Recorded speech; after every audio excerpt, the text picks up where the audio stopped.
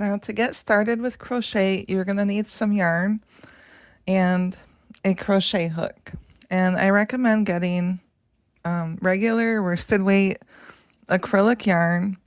You can buy it in many different brands, such as Red Heart, Lion Brand, Big Twist, Loops and Threads, and I love this yarn. So you can find it at Walmart, Meijer, Michael's, Hobby Lobby. You can even order it online from Amazon. And then go with a crochet hook that is either 4.5 millimeters or 5 millimeters. So that those are the best two sizes for this kind of yarn. And then the first thing you need to know is how to hold the yarn properly, how to make a slip knot, and how to do a chain. And first, let's do the slip knot, because that's the first thing you're always going to do when you do a project. So the easiest way for me is wrap the yarn around these two fingers, bring it up, and then make like an X. See that? An X on the back of the two fingers. Now grab it with these guys and hold on to it. And then your thumb is also like holding on. So you have this X. Then you're going to take your hook, go underneath the very first line that's on the bottom with your hook. And then you're going to grab the line that's overlapping with your hook and pull it underneath.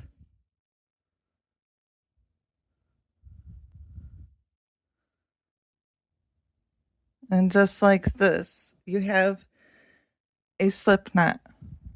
And now you want to know how, if you did it right, you should be able to pull it and it comes out just like that. That's why it's called a slip knot. That is what you always need to start with. So we're going to practice doing that. And once you have that down, you get to proceed to the next step. So practice making your slip knot first. Make that X. Grab a hold of that yarn there. Hold on to that so you have your X on the back of your two fingers. Slide it under the first line that's underneath. Grab a hold of the second line that's across on top. Pull it through.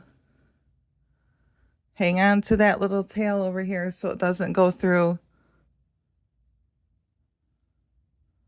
And there you have it. So if you want to pause the video and practice your slip knot, unless you already have it down, you can do that. But once you get it down, it will just, you won't even think about it. You'll just do it. So it will be easy. So you need that muscle memory.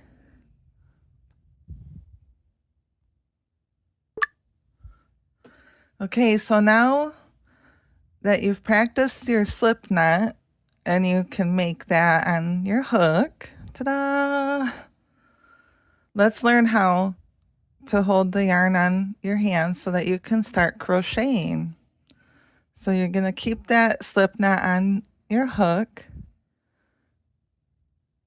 and wrap your yarn around your pinky and up around your pointer finger and grab it here. So just practice doing that. Practice wrapping your yarn around.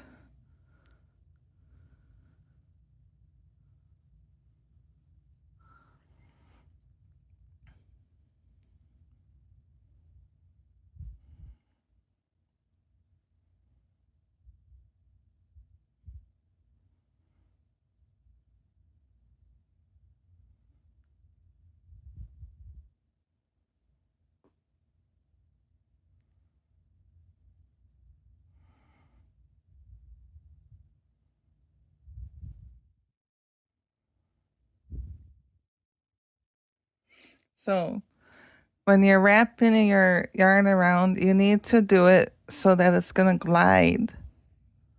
You don't want it tight. So you're just loosely wrapping it around. And you're going to just hang on here with the 3 fingers, the middle finger, the ring finger, the thumb. Okay. So you're just going to hang on here, just kind of to help keep it in place so that your hook, which is gliding freely through your slip knot here, see, will be grabbing this yarn, which is known as the working yarn. Okay. This is your working yarn. This is your tail. This is a tail. We'll deal with him at the end of your project. But you're going to wrap your yarn around so that it will glide freely through your fingers.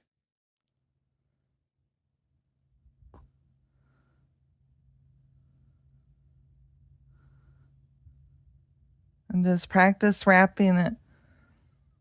Because once you have that part down, then you're really ready to start. Okay. So you really just you need that muscle memory. You have to practice and practice until you have it. Because the more you do it, the better you're going to remember. Like you're just going to end up doing this naturally and not think about it.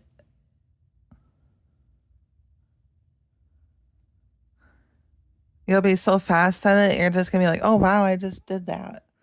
But yeah, so wrap it around your pinky, wrap it around your pointer, and grab with your 3 remaining fingers. Pinky, pointer, thumb. We'll just say that because you got to put your thumb up. You're going to put your thumb up there and hang on to that. Pinky, pointer, thumb. Pinky, pointer, thumb. So I'm going to start all over from the beginning. Wrap an X around your pointer and middle finger. Hang on to that X. Hold it in place. Put your crochet hook under the first line, which is the bottom line. Grab the second line, which is on top. Just pull it just through there. Slide your fingers out while you hang on to the tail of your yarn and the other side of your yarn, and then pull it. So you have your slip knot. Okay. Now you've got your tail and your hook here, and you're going to wrap your working yarn around your pinky, pointer, thumb. So you're ready to start chaining. So now what you want to do while you're hanging on to this little knot down here with your thumb and the other 2 free fingers,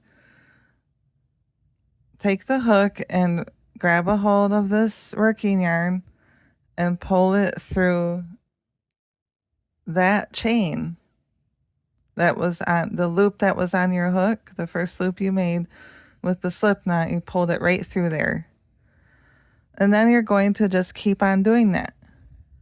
Don't worry if it comes out, just put it back in. Happens. And pull that through.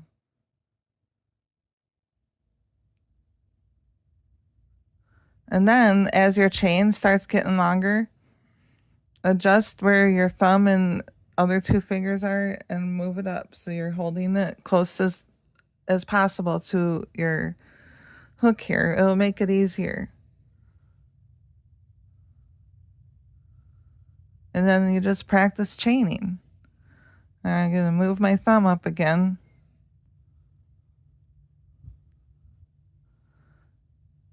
And practice that. Practice your chains.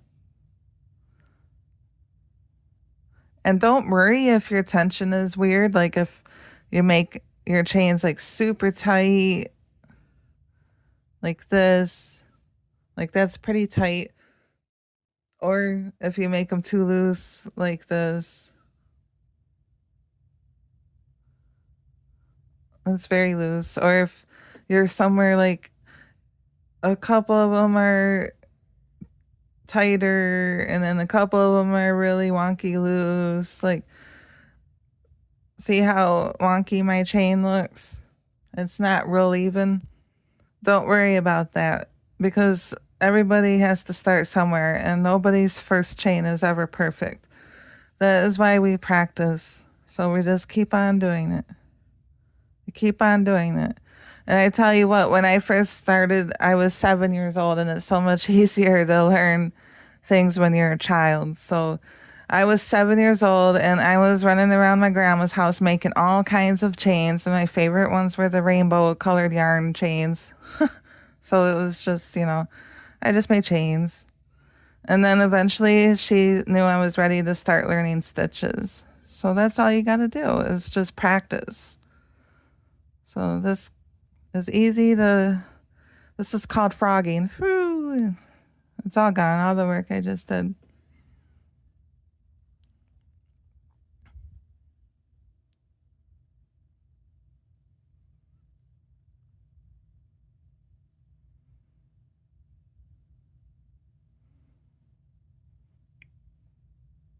Oop. And then once you are all done learning how to do your slip knot and how to hold on to your yarn and how to make chains and make the chains pretty consistent, because the thing is your chain, this is your foundation. So this is what you're going to be having to put your hook back into to work stitches. So that's why you definitely don't want your chain to be too tight and you don't want it to be too loose. So you just need to know how to make a nice, consistent foundation chain.